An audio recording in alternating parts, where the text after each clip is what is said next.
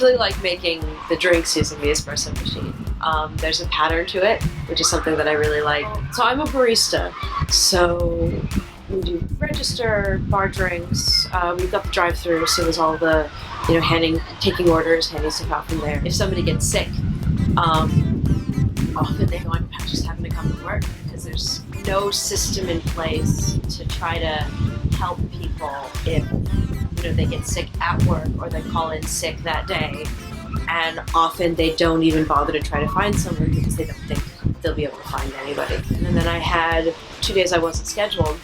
And then I had to go back to work and I'm like, coughing and deaf in one ear because of, sinus pressure and whatever. But I was like, I'm probably not contagious anymore. I wash my hands constantly and, including anytime I went anywhere near my face.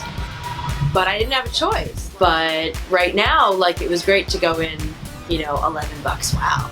And the first time I worked for Starbucks, I started at $8.50 or something, and that was amazing because it was actually above minimum wage. This whole thing about, they'll bump you to 15 and then they'll fire one guy. You need man hours. It's especially in the service industry where you literally need a certain number of hands or else things don't work properly. They can't just fire somebody so they can then pay someone else more. They need us. They need people to serve their lattes. They need people to serve their fast food and stock their grocery stores and stock their clothing stores and everything. And until technology advances to the point where they can replace us with robots, you gotta have somebody to do that job. And they are human beings. And these are human beings who have lives outside of work and they have families or they want to have families. And they need to eat too. They need to live. They have to be willing to run the risk of, a negative response, whether it's just someone saying no or, maybe getting less hours, maybe people not being happy with you.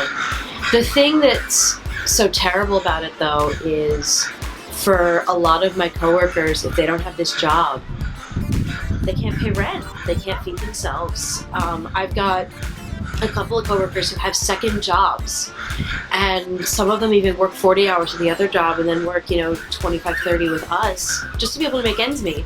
We deserve to be treated like human beings. We deserve to have a chance to actually be home and recover when we're sick. We deserve to have time off, and we don't have problems working weekends. That's not the problem. It's just having days off like everybody else.